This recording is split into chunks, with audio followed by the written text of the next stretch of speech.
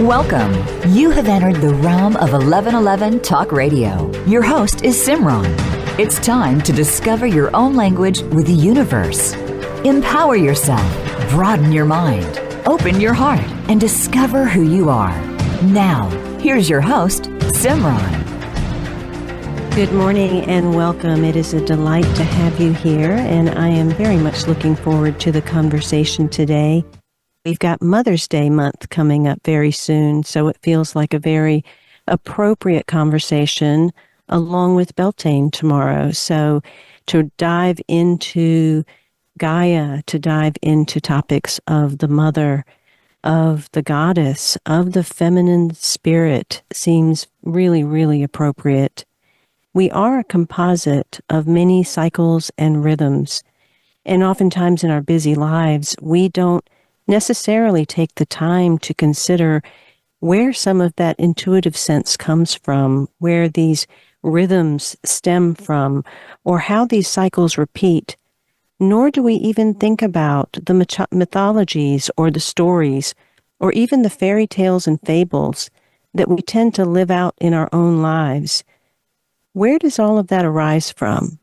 How has it birthed? What were the seeds? And do we continue to live in a world where we place masculine and feminine on different levels, or are they not only coming into parallel existence, but a union of sorts that really allows us to honor each side and dance between the two?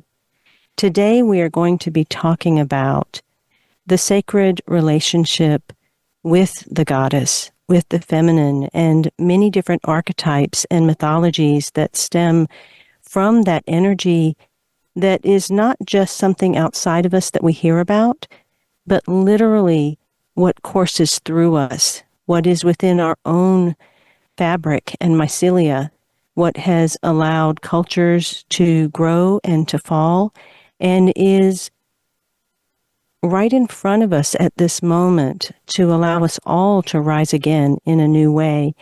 And that might be part of the reason that we do see so much darkness around us right now, and also why light is at the very center of it.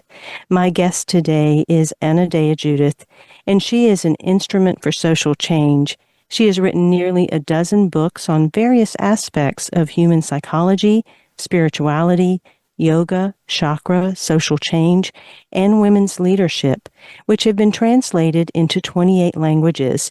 She teaches workshops all over the world and holds a master's and doctorate in psychology and human health. She is a member of the Evolutionary Leaders Council and co-hosts a podcast, Voices for the Future. She has written a book that is part of the Common Sentience series of books that Signs is also a part of, and her book is titled Goddess, Blessed Reunions with the Feminine Face of the Divine. I'd like to welcome Anodea to 1111 Talk Radio. It is such a delight to have you here. Thank you, Simran. It's always a delight to be with you again. Yes, it has been quite a few years, and this is a classic conversation. It is one that stories have been told since the beginning of time because everything stems from the mother. We are part of this cosmic birth that happened so long ago. I'd like to start first with talking a little bit about myth and how that is important to us probably now more than ever, especially when we are very much entrenched in ideas of story. Could you tell me the distinction between myth and story, and also how you see it playing a role at this time? Yes, well, myths were the stories that told people once upon a time, before we had science, about how things work. They gave us a model for behavior. They gave us a morality. They gave us the why of why we were here and how we were living with the cosmos, with the trees and the mountains and the plants and each other. And when science came along, some of those myths were kind of holding us back. And some of those myths were holding us together. When science came along, it put an end to myth. And we even equate the word myth with a lie. Oh, that's just a myth, meaning it's a lie, it's not true. And we took a giant step forward you might say we took a step forward on our right leg when we had science and we learned about the world and some of the myths fell away. But we can't take the next step forward without our left leg. And I think that is the step of a mythology for our time of what we are doing here on this planet. Why did Gaia create humans with opposable thumbs and forebrains who can, walk and text on cell phones at the same time? Why are we here? What are we here to do? We need a new myth for humanity that includes all of the cosmos, that includes the masculine and feminine. And it's not that myth is better than science, it's just the other leg. Science tells us what, it tells us how, but it does not tell us why.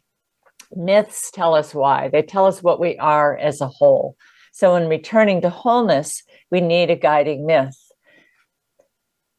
I love how you framed that around the body, particularly since our right side is our masculine side and our left side is our feminine side.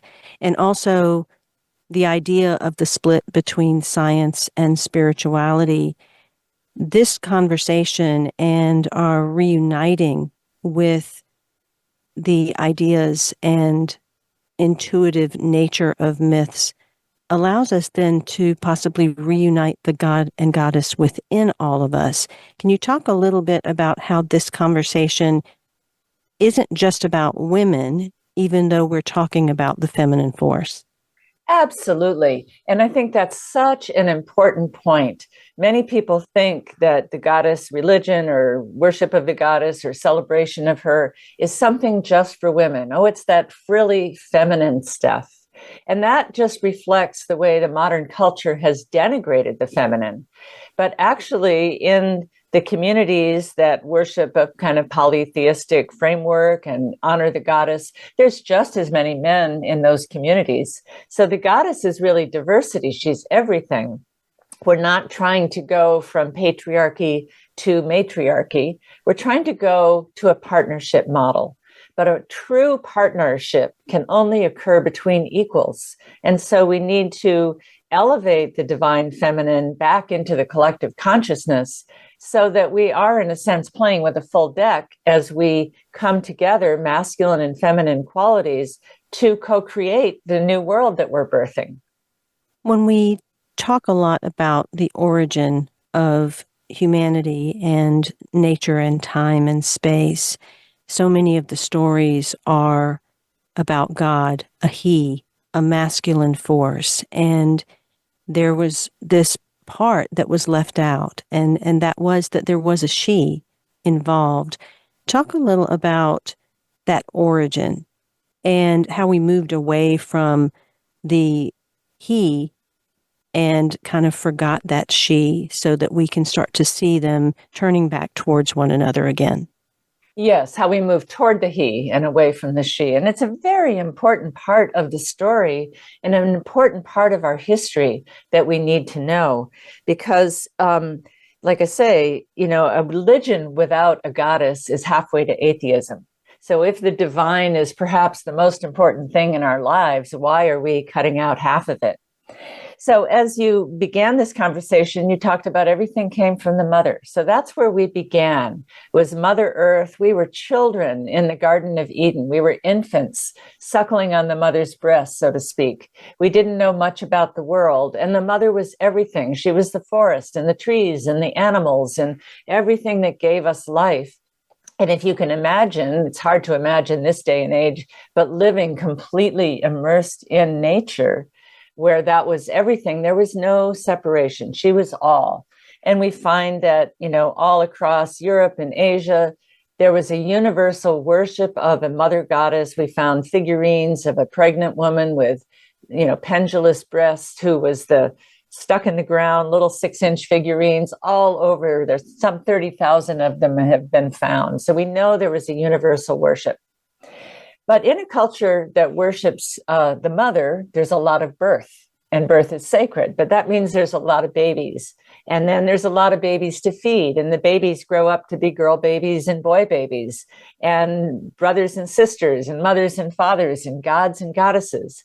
And so we find that it was, from the burials, this was still a very peaceful time. And we expanded into, complete pantheons that have gods and goddesses of everything, and they work together in partnership and in harmony. But as we expanded and cultures bumped into each other and began to have skirmishes over, land and water and things that, there might not have been enough of, they began to fight. And as they began to fight, you can imagine that the masculine would say to the feminine, the men would say to the women who were pregnant or nursing a baby, you go hide over there, and I'm going to grab the sword or the stick or whatever you've got, and I'm going to try and defend. And so men became more militarized. All they had to do is get beat up once to say, we're going to be ready next time. We're going to train our sons. We're going to train our brothers. We're going to make more weapons. And what happens is a kind of militarization of society. And it makes the men more dominant, and they were separated from the women. Men that went off to war were gone from their wives, from their children, from their homesteads for months or years at a time. They were hardened by the battle. They came back and they were dominant. And as patriarchy started to take over and plowed the goddess underground, we began to live in cities with walls around them. So we were walling out Mother Nature and became more concerned about the perils of human nature than the wonders of Mother Nature. And so society became organized around defense and military, and we see how this has escalated to today, where we have nuclear weapons and terrible wars going on in the world. And this keeps the masculine dominant. So, as the culture changed, and that became somewhat patriarchal even before Christianity came along. So when Christianity came along, it was already a fairly patriarchal society. And so that was firmly planted in a patriarchal world. I don't think Jesus was that patriarchal himself. He, had his bride and consort and Mary Magdalene, and there was a lot of the divine feminine, but that got wiped out. And then in 325 AD, the Roman Empire, in order to consolidate their power, made Christianity the religion of the state, and then became the really brutal suppression of the goddess, of the feminine. Statues were beheaded, temples were destroyed, priestesses were killed. You could even be killed for mentioning the mother's name. And then that went on into the witch burnings and the Inquisition. And by that time, it was so wiped out, we didn't even know we lived in a broken home with a single father and no mother, that we never knew we even had a mother. And humanity's been growing up in this broken home. The single father doesn't even date. And so we've had a masculine, when God is masculine, the male is God. And then when we look at the world today, there starts to become an understanding as to how we got here. But in the book, you do talk about how the masculine or the patriarchy is more strategic. It's planning. It's in a straight linear line, whereas the goddess is organic and it rises up and weaves its way through. And I think about the changes that are happening in our world, and particularly when we look at gender identification and how gender is kind of morphing. And it almost seems as if that is a sign or a mirror or an organic shift into the reunification of these two sides. Not that it's coming without some prejudices from people and resistance and then embrace from others, but there does seem to be an organic happening that is a pointer, so to speak, as to getting away from identity and moving back into energy, moving back into the spirit of what we came from. Can you say anything to that, or do you feel that some of what's happening in the world is also an organic power of the goddess? Yes, and in the book, I have a chapter on what does it mean to give deity gender? Because I agree with you that especially the younger generations, they are very fluid with gender. They're getting out of these, classical definitions of this is what it's like to be a man and this is what it's like to be a woman. And there's something wrong with a man if he shows any feminine characteristics. And, if a woman shows power, well, she's too uppity or she's too masculine. We're getting out of that. And, thank goddess that it's time that we became individuals in our power. The only trouble with that is that when we come from a masculine paradigm and we, try and differentiate within that, like I say, we're not playing with a full deck. And we need to bring up the feminine.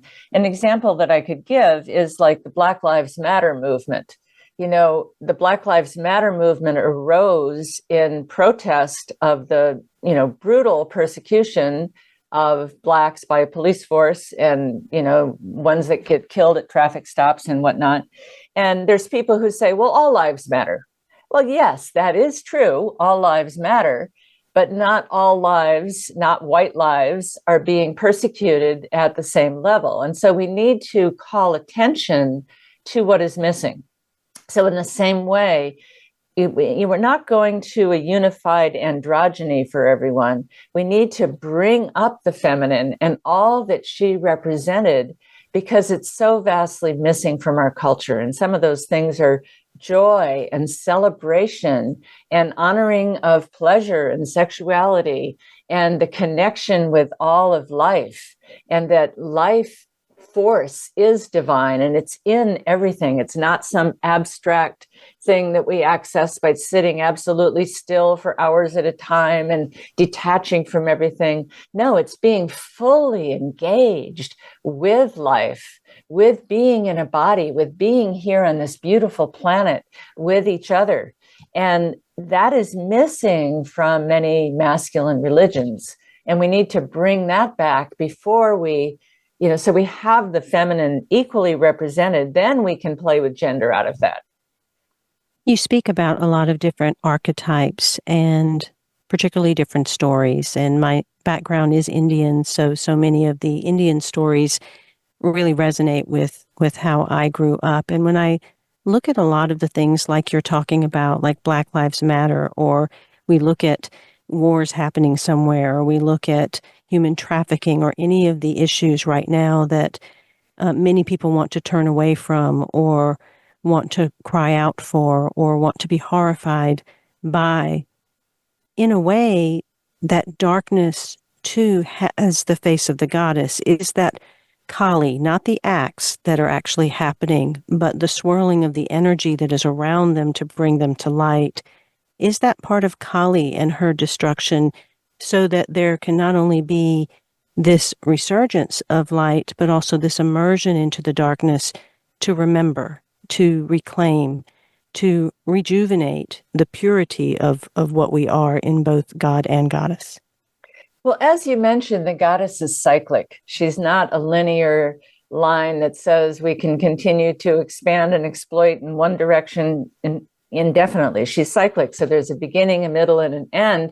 And there's creation, preservation, and destruction, which are the aspects of the three trinities in Hindu mythology, as you well know. And Kali represents the destructive aspect. But whereas in a masculine paradigm, you might see that as a negative thing. And, Kali is fierce. She has, a tongue that hangs out and drips blood, and she has, skulls around her neck. But she represents the destruction of illusion. She represents the destruction of what is in our way from spiritual liberation. And for those who worship Kali, they know that she is part of the spiritual process, that we have to let go. We have to let things die. We have to move away from what is no longer working. So I think in the world right now, we are in a rather Kali-esque period of time. Some call it the Kali Yuga, which is an age where humanity is no longer so connected with the divine, and therefore we're standing on one leg, and it's not very stable. And so Kali is here to destroy what's in our way and show us what is true and indestructible, which is the life force. There are many ancient philosophies that talk about the transitions that we make over time, and we definitely are in what they would call that dark age or that Kali Yuga. But we're also in this time where we're moving from the age of Pisces into the age of Aquarius. And in some of those ancient philosophies, it talks about moving from Christ pointings to the pointings of the Trinity.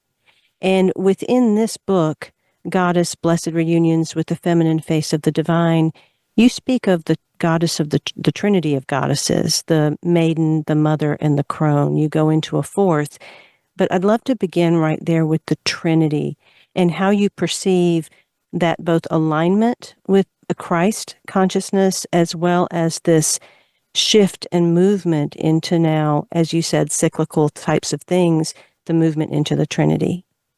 Yes, beautiful question. So the Trinity of Maiden, Mother, Crone, she was always called the triple goddess, that she came in these three forms. And we imagine that the divine absolute, as it comes down into manifestation of the 10,000 things on the planet, there's a division of light and dark, there's a division into masculine and feminine. And then in the feminine, there's a division into Maiden, Mother, Crone. In the masculine, you can also see youth, father, and elder. Now, in the Christian Trinity, we have the Father, the Son, and the Holy Ghost. And so what was feminine was taken out and made into a ghost, which is kind of interesting. The Father gave his only begotten Son to save mankind, and the feminine is left out of it altogether. The Maiden and the Mother and the Crone represent the stages of a woman's life, but they also represent the cyclical nature of everything. So the Maiden represents beginnings. She's springtime. She's the dawn. She's the beginning of a venture. She's the beginning of a relationship, when we are young and, falling in love and our hormones are running. That's all the Maiden aspect. The Mother represents not only the stage of a woman's life where she's giving birth and nurturing children, but she might be, building a business. She might be giving birth to a product or a play or a book or, a teaching.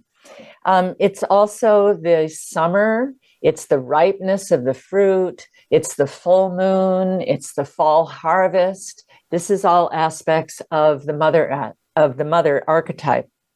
And then the Crone, which is also the wise woman. Crone has a little negative connotation, but it is really the wise woman. She is the completion.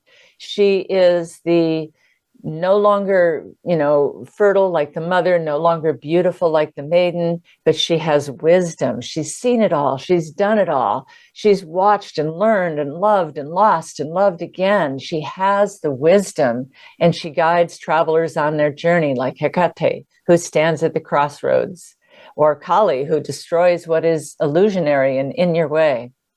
And in the book, I also talk about a fourth one, which is the queen, because many women say to me, well, I finished raising my children and I don't feel like I'm a crone yet. And I have a big career. I'm serving humanity in this way or that way. And that is the queen phase for a woman.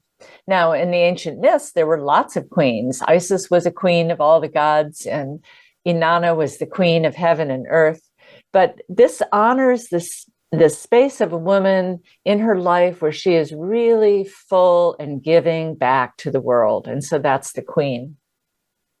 Within the way the world is moving right now and the busyness that we can become entrenched with, there tends to be a division inside that kind of blurs what it means to be that shadow feminine versus the healthy feminine, or the shadow masculine versus the healthy masculine.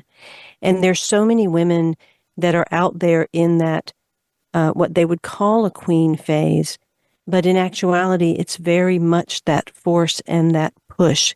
Can you speak to the distinction of the purity of queen in its full expression versus the type that is trying to make it in a man's world, trying to push, trying to force their recognition as opposed to standing in their majesty?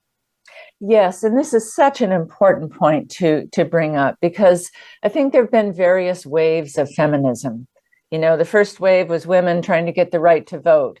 And then in the 60s, we had this wave of feminism that was women saying, let us into the workplace. We want to earn our own money. We don't want to be powerless in our homes. And so we went into the already very masculine world. And to compete in that masculine world, we had to become very much like men. We had to compete, first of all. We had to, they have this expression that in order for a woman to be considered as good as a man, she has to be twice as good and do it in high heels and backwards. So, women had to masculinize themselves. And many women now, 40, 50, 60 years later are saying, hey, no, this isn't me. I'm getting burned out. This isn't how I want to be. And I feel that women lead differently than men, and they need different archetypes to guide them. That's why I also created an archetype deck called She Rises, which is archetypes of feminine leadership, some of which have been lost, some of which are emerging right now. And I think the next wave of feminism is not about women becoming more like men to be in the men's workplace, but transforming how business operates by bringing some feminine values into the boardroom, into the education, into medicine, into politics, into the major places where the conversations about our world are taking place, and bringing in what is missing from those meetings, which is collaboration and compassion and some of the softer, more creative things. And what we're finding, and statistics are proving this, is that companies that have more women on their board of directors actually have better stock performance and less employee turnover. When women are part of the peace treaty, the peace lasts longer and is more accepted by the people because the women know how to get people working together. But these are archetypes of leadership that we don't tend to recognize in our modern society. And so I've been trying to highlight some of those, like the shepherdess, for example, who leads from behind. She makes sure everyone gets the notes of the meeting and everyone has water to drink and they get the phone call. Or, in an educational system, she's looking to the straggling student. She's not leading out in front, beating the drum. She's making sure everyone is cared for and having an eye for the whole rather than the part. The goddess is an essential archetype at the heart of all existence. To learn about her is to explore, at an archetypal level, a necessary part of ourselves and a missing part of our world. Embracing the goddess allows us to reclaim magic and mystery, to re-engage with enchantment, love, and beauty, to delight in imagination and creativity, and to ground ourselves once again in the sacred wholeness of nature. This is from Anodea Judith's latest book, part of the Common Sentience series titled Goddess, Blessed Reunions with the Feminine Face of the Divine. We're going to find out more about this when we come back, but until then, I do want you to check her out and all of the things that she's doing. Anodea is having a chakra workshop in September, a She Rises workshop from October 11th to 13th at Kripalu in Massachusetts. And a week later at Omega, she is having Charging Your Energy Body. You can find out about all of these things by going to anodeajudith.com and also going to sherisesmovement.com. When you order your book, Goddess, Blessed Reunions with the Feminine Face of the Divine, don't forget to get your archetypal deck from her, the She Rises deck. We'll be right back with Anodea Judith right after these messages.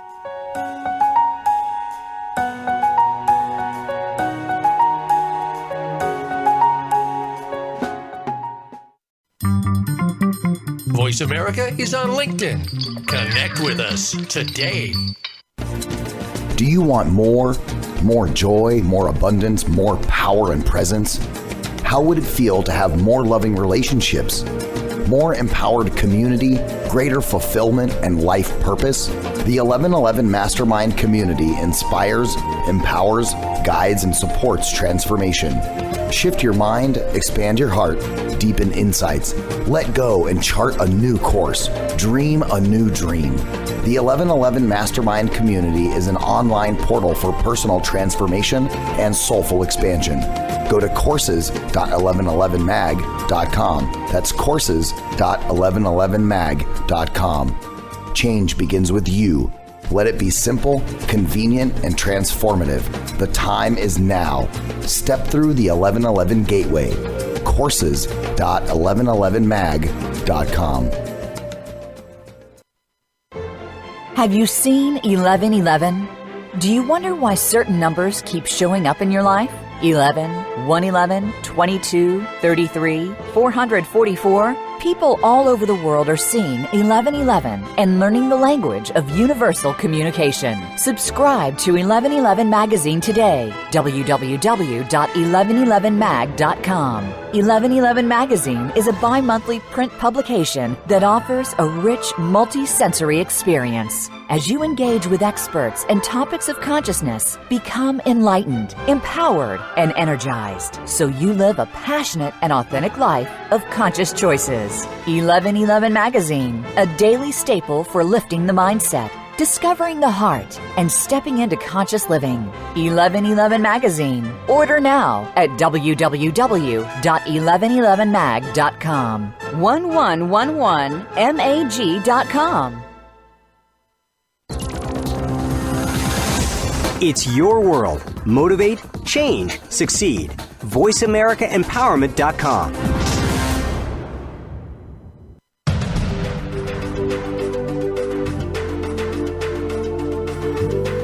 You are listening to 1111 Talk Radio.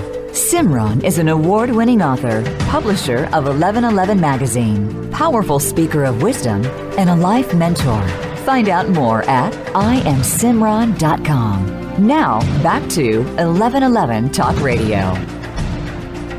Welcome back. Before we return to Anodea, Judith, and Goddess, I want to mention a special and beautiful online retreat that I have created. For me, much of the devotion to the journey of the soul and reclaiming of myself meant learning how to create spaces of rest, of return, of reclamation, of understanding how to retreat and how to create life as a retreat. I have created the bridge, and it is 11 steps from humanity to divinity. This is called a course, although it is more of a spiritual retreat, one that you can take at any time wherever you are and allow yourself to sink back into your breath, back into your body, and back into your nature. So I hope you'll explore it. Just go to my website and click on courses, and you can read more about it and watch the video and hear more about it. I also want you to check out AnodeaJudith.com and SheRisesMovement.com. Anodea has a few things coming up in the fall. She has a September chakra workshop. She also has a She Rises workshop at Kripalu in Massachusetts, October 11th through 13th. And then a week later at Omega, you can go and attend Charging Your Energy Body. So definitely sign up for her email list. And while you're at it, order your copy of Goddess, Blessed Reunions with the Feminine Face of the Divine. She is the mother who bore you, the smile on your sister's face, the grandmother who winks at you from behind her wrinkles. The goddess is the expression of the divine feminine, present in all life and reflected in the beauty of the natural world, the cycle of the seasons, and the stages of one's life. She is Mother Earth and Sister Moon. She is the Queen of Heaven as well as the Queen of the underworld. She is the temple of the body and the ground of being, which we are all privileged to experience and to hold as sacred. She is unconditional love. Hers is a gentle but all-pervasive power, ruled by an eternal wisdom. As the ultimate mystery of the feminine face of the divine, she beckons us to probe deeper into the mystery, never to fully be revealed. This is from Anodea Judith's book, Goddess, Blessed Reunions with the Feminine Face of the Divine. Welcome back, Anodea. We were talking about this triune, the Maiden, the Mother, and the Crone, and then you added into that the Queen. I have very much resonated with each stage, and it has felt as if it's come in almost trimesters of life. Do you find that these goddess archetypes occur in sequence and are part of phases of life that we as women move through? And how do we embrace each one fully? Well, they are reflecting of stages of a woman's life. But what I would like to say is that all three are present, or all four really, in each woman, regardless of how old they are. You know, there is still a maiden living within the crone, and you can see the sparkle in her eyes. And when, the crone gets playful, the maiden appears. There is still the mother in anything that we are creating, that we're giving birth to. Even in, for myself, when I was young, I felt more like the crone. I was sort of one of these people that was born old. And then I became a mother when I had my children. And then I became a maiden as I discovered the goddess and, became younger and more playful. And, when I teach, I find the maiden coming out of me, even though I'm now in my 70s. And comes out to play and sparkle, and that's my creativity. So these aspects are there at any time, and we can contact them within by, looking at knowing that they are inside us and what is called for in this moment. If you are, like I say, starting a venture, then you would appeal to the maiden aspect. She helps you begin things.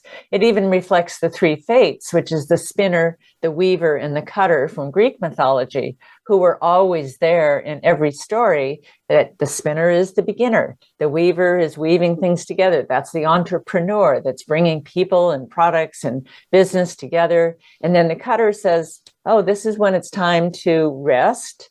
Like you spoke about just a few moments ago in your retreat and what you had gone through. Rest is an important part of rejuvenation. Or this is the time to downsize the company. That's the cutter. So these phases come in whenever they're appropriate. If you're beginning a relationship or ending a relationship, you have these different phases that you honor. And so we can look at that in each person and make sure we cultivate all of them in ourselves. I talk a lot about signs, as I've done in my own Common Sentience book within our series. And when I look at the world and the signs that it is reflecting to us, so much of that tells me about the darkness within us that we must be willing to dive into and excavate and explore. And I very much had my own crone phase that I feel like I'm coming out of and moving back into the maiden at this point. But I found the necessity of that to dive into that darkness to really cull true light. A lot of people have resistance to the word crone, or like you said in the beginning, have a sense of negativity when they hear that word. Even the idea of crone makes you think of a hunched over woman that's kind of wrinkled and perhaps not very attractive and kind of shuffling along. Can you talk a little bit about the power of the crone wisdom and what's required sometimes to really cull that wisdom from within?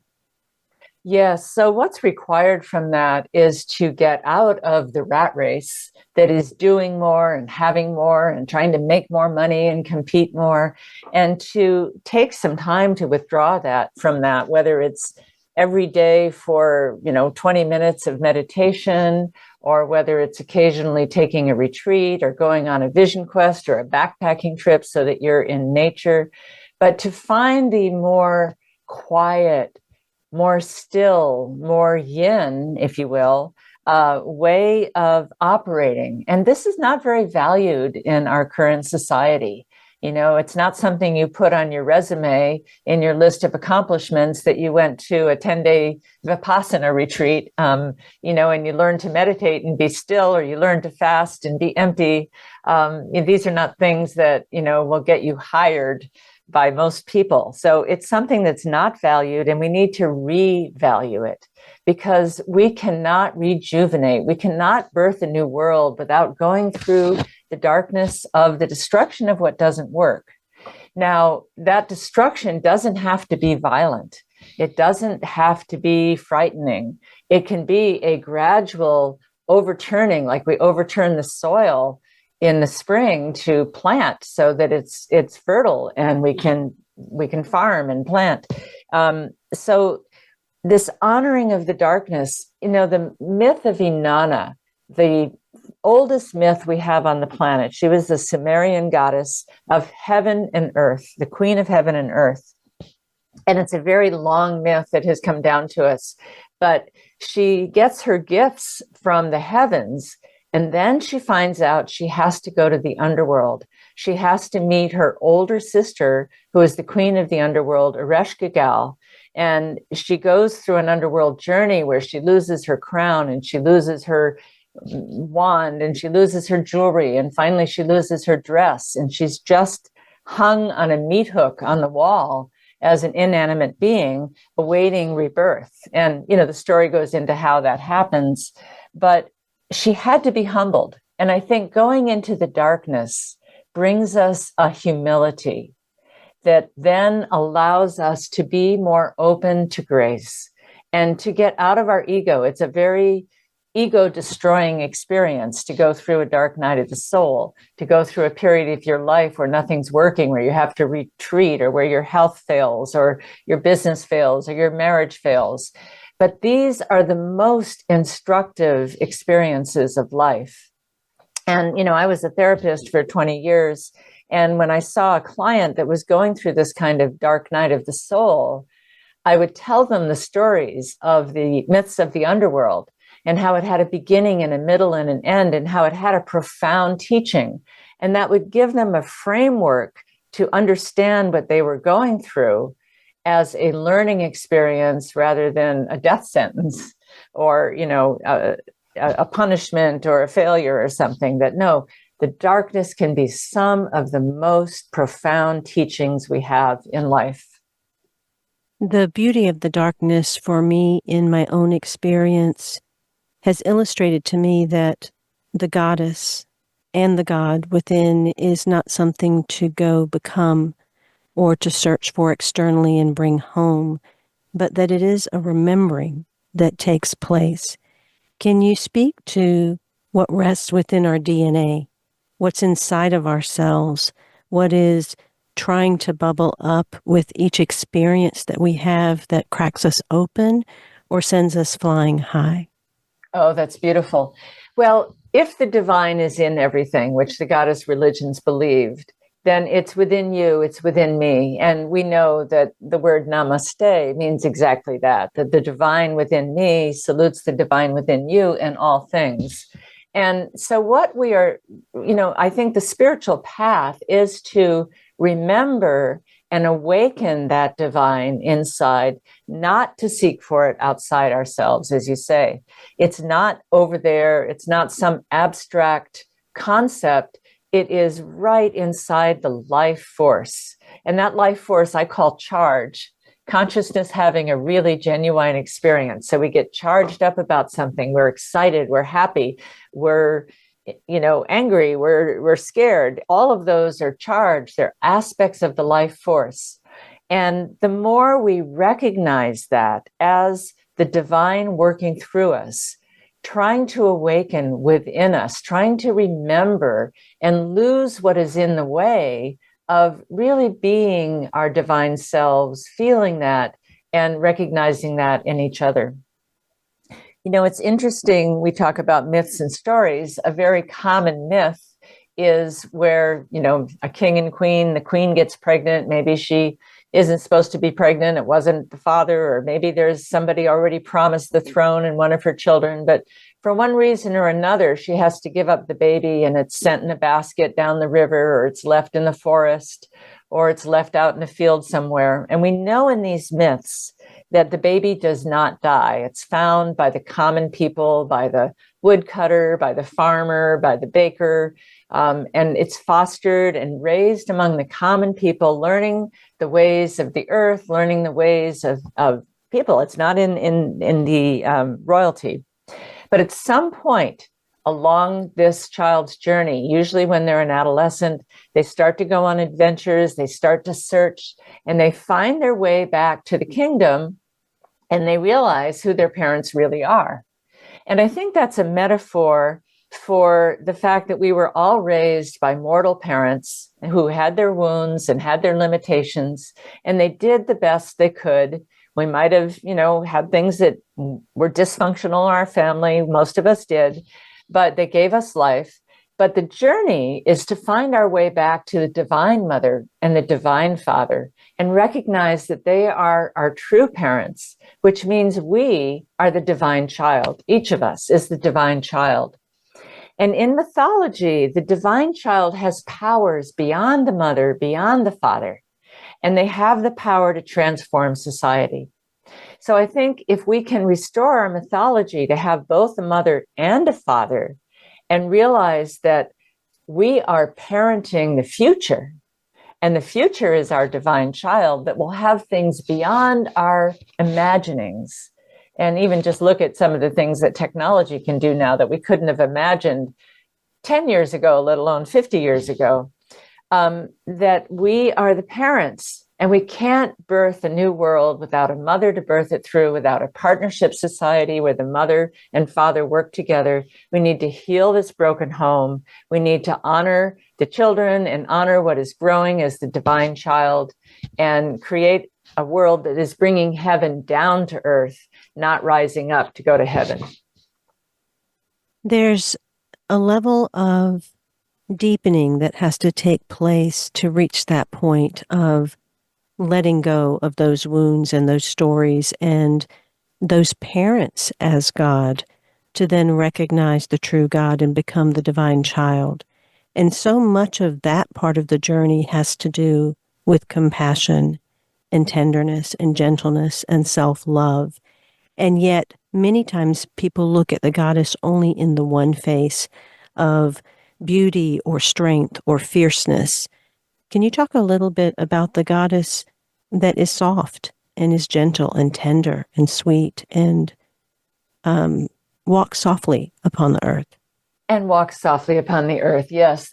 We can talk about the goddess Kuan Yin, who is the Asian goddess of compassion. And she is one whose worship has never been lost. And many of the goddesses have been lost, but she's one that has not been lost. We know that the Hindu goddesses have not been lost. But this compassion is so essential to our culture right now. We are so hard. We are so judgmental. We are so, siloed in our separation and our us versus them. The goddess of compassion is what is forgiving. And, it's the masculine God that has the judgment, and you are a sinner, and you will go to hell if you don't do things right. And the goddess was never that way. She was love. She was compassion. She had arms big enough to hold us all. It was compassion in the myth of Inanna going to the underworld that I mentioned earlier, that when Inanna is deep in the underworld, these little creatures that are fashioned under the dirt of the fingernail of the god to go through the gates of the underworld and plead with Ereshkigal to let Inanna back out, they find Ereshkigal down in the underworld giving birth. And she's in pain. As we know, childbirth is painful. And she's going, oh, my insides, and oh, my outsides, and my back, and my liver, and my stomach. And the little creatures say, oh, your insides, oh, your outsides. They are being compassionate with her. And what that compassion does, that's the turnaround in the myth of the journey to the underworld. That it snaps Ereshkigal out of her trance. And she says, who is this that is, saying this to me? No one's shown her compassion because the goddess has been relegated to the underworld. And she says, because you're so compassionate, I'll give you a gift. What do you want? And they say, we want Inanna. We want Inanna to come back to life. And so that's how it begins. It's the compassion that is the turnaround to the darkness. And when the pain and the suffering are met with compassion, there is a profound healing balm that then allows that trauma to move forward into the future. The book that you have created, Goddess, Blessed Reunions with the Feminine Face of the Divine, part of the Common Sentience series, is divided into 3 parts, and you so beautifully help us to see the goddess, to understand its many faces, and even go into many of these wonderful mythologies to help us find those parts within ourselves. And there is a section that is ripe with stories from many other goddesses that are sharing their stories or their encounters with goddess. And then there's a 3rd section where you guide individuals in how to reconnect, remember, tap into the energies of the goddess. In the last couple of minutes, can you share a couple of simple ways that individuals can begin opening to this face of the goddess within themselves? Yes. And, the face of the goddess, look in the mirror. Whether you're male or female, look at the life force looking back at you. Smile and say hello. You're looking at the face of the divine. So that's a place to start. But the goddess is embodiment. So it's get into your body, dance, move, get a massage, do yoga. Find the temple of the body that is where the divine resides, and clean up that temple so that the divine really wants to reside there. They say Lakshmi only comes to where there's beauty and order. And if you can't take care of what you have, she's not going to give you more. Lakshmi is the goddess of wealth, and she rules over the preservation phase. But there's ways, so adorning yourself, creating beauty. The goddess is an expression of beauty, and beauty is quite missing from our civilized world. So bringing beauty into the way you dress, bringing beauty into your environment. I talk about a ritual, and ritual is a way to commune with the goddess. Ritual is a spiritual language. And to do a ritual of apologizing to the goddess for what society has done to her, even if you yourself have not been part of that. It's like me as a white person apologizing to what happened to African Americans. Even though I myself have not done that, I can still apologize for what has happened. And so apologizing to the earth for the way we have, rendered her into a commodity and just taken what we want without understanding the sacredness. Apologize for what has been done to the feminine, as she's been relegated to the underworld and women's rights have been stripped, and horrible things happening to women that we need to rise up from. Apology for that is the beginning of mending a relationship.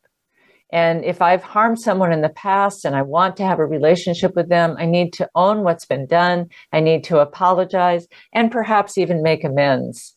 And, build her an altar, build her a temple, go out in nature and find her smiling face shining in the trees and the sunlight and the ocean and the rivers, and come back home to the goddess. And I say home stands for Holy Mother, Holy Order of Mother Earth. And there is a holy order to that we need to come back to. That's beautiful. Thank you so much, Anodea, for being on 1111 Talk Radio and bringing forth yet another beautiful piece of wisdom and guidance for us all. The goddess, as nature, operates through a principle of reciprocity. Your thoughts, your actions, your emotions, and your body are not separate from Gaia. Each of those components is influenced by the field you are in, and each goes out into that field of intelligence. Mind you, a single person is only one of 8 billion human cells in a colossal superorganism, so it doesn't mean that the mere thought of world peace will bring it about. This is from Anodea, Judith's latest book, Goddess, Blessed Reunions with the Feminine Face of the Divine, part of the Common Sentience series. Find out more about her at anodeajudith.com or sherisesmovement.com. It's been a pleasure being with you, and I look forward to being again with you next week. Until then, I am Simran, in love, of love, with love, and as love. Be well.